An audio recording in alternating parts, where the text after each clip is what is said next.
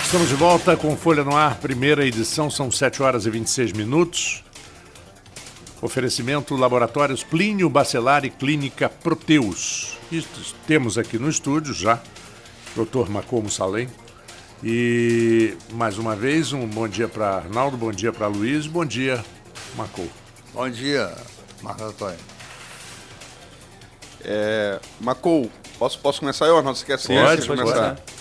Em primeiro lugar, é um prazer estar te recebendo aqui. Você é uma pessoa, acho que tem muito a acrescentar, saúde, política. E essa coisa também que eu sei que você gosta e as pessoas conhecem menos, que é a cultura do Oriente Médio, que é uma coisa muito interessante. Você é um cara, você é libanês e tem conhecimento profundo da libanês que mantém os laços, mantém conhecimento, troca cultural com sua terra, que eu acho muito legal. Mas o assunto básico, acho que é o calcanhar de Aquiles, não só de Campos, mas eu acho que do Brasil, que é o serviço público de saúde, né? É um problema recorrente no Brasil, nos países de terceiro mundo, né? No mundo inteiro também você tem esse debate nos Estados Unidos sobre seguro e saúde, quer dizer, no mundo todo. Mas, enfim, como é que você está vendo a saúde de Campos a partir da entrada do Abdo Neme na Secretaria de Saúde? Começando. Bom dia, Luiz, bom dia, ouvintes, bom dia, Marco Antônio, demais companheiros aqui. Estava esperando a entrevista, né? Como sempre, ser um bom entrevistador, né? Mas vamos lá. Eu não vejo muita diferença, não. Sinceramente, eu não. Tomara que faça diferença, mas eu não. O problema é de base. O problema é a concepção do que é saúde. Eu costumo dizer que médico é educado, formado para tratar, não da saúde, sim de doença. Porque quando o médico tem que tratar da saúde pública, ou ele faz um curso de pós-graduação na área, ou ele tem uma formação, vamos dizer assim, eclética, que não é comum no meio médico.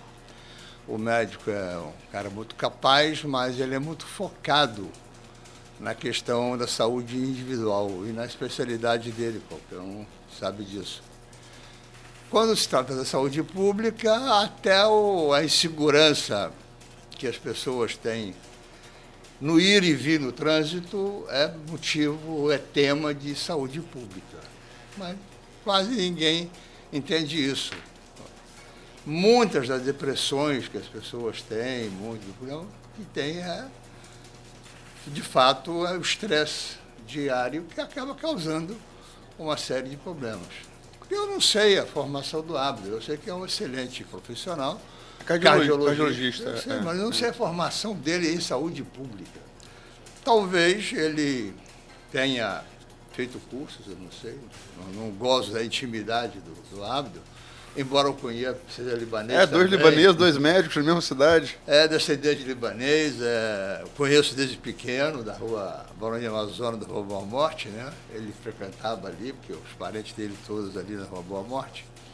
Eu conheço desde pequeno, mas eu não sei se tem esse enfoque. Eu vi as atitudes dele. Ele teve atitudes que foram. Ele chegou a. O médico plantonista tinha faltado. Você acha? Eu acho não. Pô, tá na cara, pô. Tudo bem. Eu até bato palma pelo faro político dele, pelo tino político. Tudo bem, vou aplaudir. Mas não vai resolver o problema, essas atitudes, vamos dizer assim. Você não acha que dão um exemplo, não? Falando sério, dão. Dá um exemplo. Dá um exemplo. Agora, por que faltou o plantonista? Que você lidera pelo exemplo também, né? Você lidera também pelo exemplo, né? Lógico, sem dúvida. Agora, acabar com as filas, por exemplo, é uma obrigação, né? Ou não é? Há 20 anos atrás, eu acabei com as filas todas no Alvarovi. De uma forma muito simples e barata. Não devia fazer nenhum alarde. Eu, quando dirigi o Hospital Alvarovi, eu fiz, né? Como hospital. Você esteve na Unimed no Alvarovi, sua participação é muito, né, como administrador, né? Como administrador e como fundador, né? Criador, né? Na verdade. Então, o Álvaro Alvim, eu botei 2 funcionários para marcar as consultas, 6 da manhã, 7 da noite, todo dia. Mandei marcar por telefone e até pelo celular. Na época era novidade, celular, mas por telefone fixo. Desafogou. Não, e o grande pulo do gato é o seguinte, o cara ia à consulta, marcava a consulta, já tinha garantido o retorno dele. Acabou a fila. Ele ia voltar tal dia para mostrar o exame ou para consultar de novo. Ponto. Resolveu o problema. Mas como é que vai controlar? Também é simples. 20 pacientes por dia que o médico vai atender, 10, 12, depende da quantidade de horas. Ele atende 8 de primeira vez, vamos supor que seja 12, porque a Organização Mundial de Saúde preconiza, como é que se diz? 12 pacientes por 4 horas de trabalho. É o normal, a jornada de 4 horas. Uma média, né? A média é 20 minutos por cada um. Sim. Mas tem casos mais complexos, né? Tem casos menos. Tem casos menos complexos, então compensa. Dá. 12. Atende 8 de primeira vez e 4 de revisão. Ou 4 de exame. Qual é a dificuldade? Mas não. Eu saí do Álvaro Alvim em 2008, janeiro de 2008. A partir daí há 3 meses eu tinha fila de novo. Aí, com a explicação do falecido que estava lá, não, o brasileiro gosta de fila. Porra, quem que disse que o brasileiro gosta de fila? Quem que disse que é... Ainda mais quando são filas noturnas, como o caso ali, né? E cara doente, de madrugada, ficar na fila. Aí virou profissão de alguns. Sabe o quê? Eu vendo ficha na fila. Pô. O brasileiro é muito criativo, né? É criativo. Isso agora gostar de fila não gosta, não. Agora, O senhor estava falando que agora essa questão do médico ser muito focado no atendimento, mas nem sempre ter o conhecimento na administração pública. Uhum. Nem sempre, né? O senhor está dando um exemplo próprio aí, por exemplo, do senhor que atuou nessa área.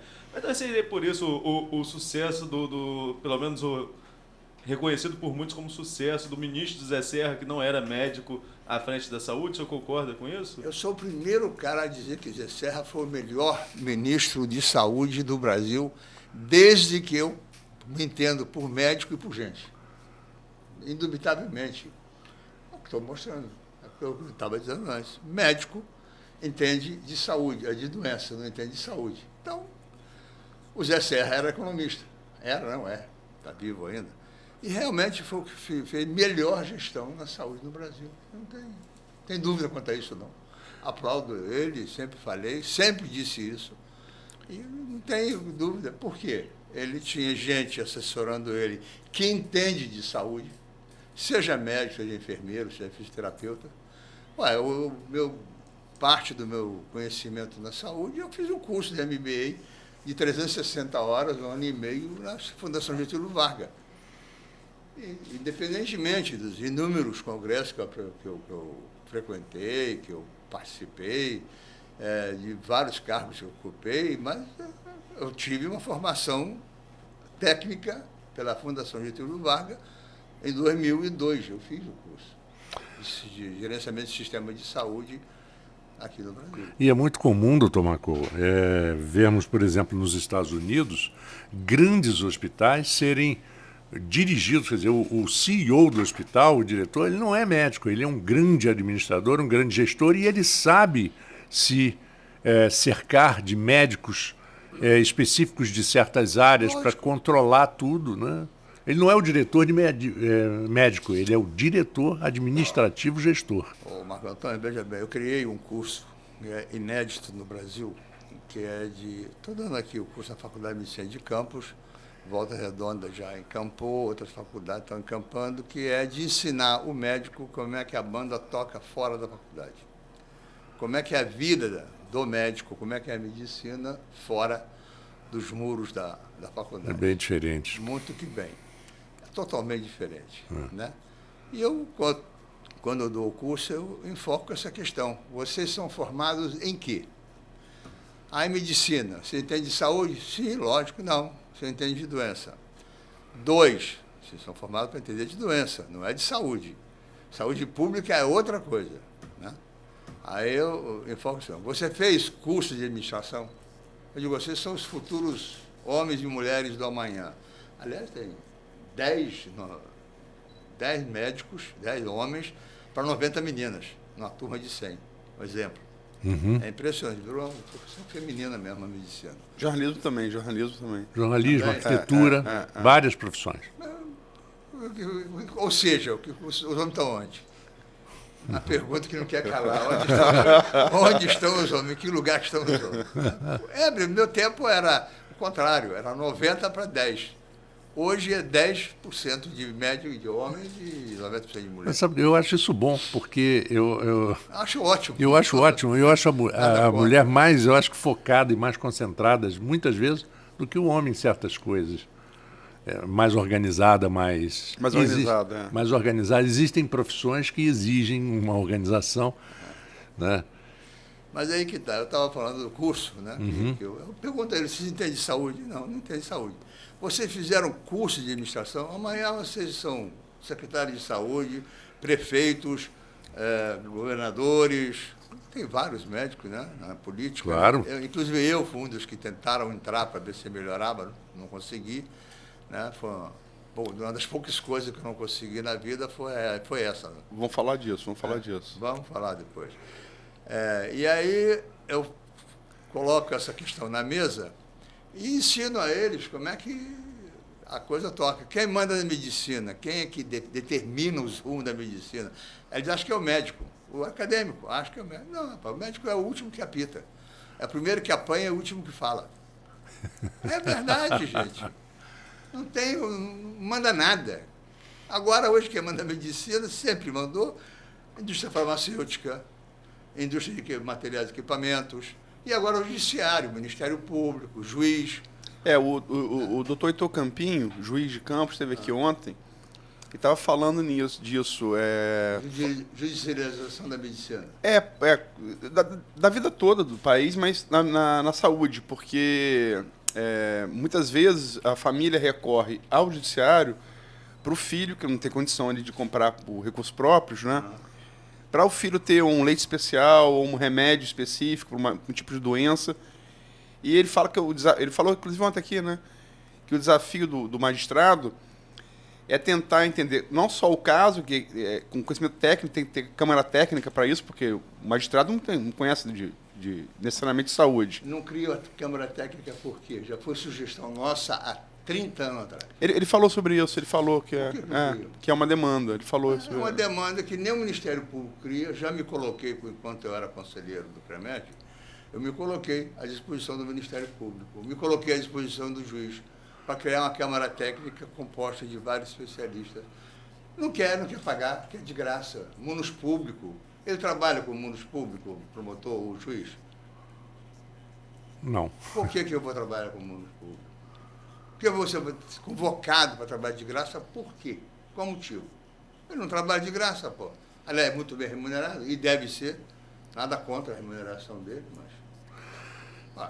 Aí fazem um negócio canhestro. Por quê? Porque não querem ter assessoria técnica. Há uma piada que corre aí que médico acha que é Deus, né? O juiz tem certeza.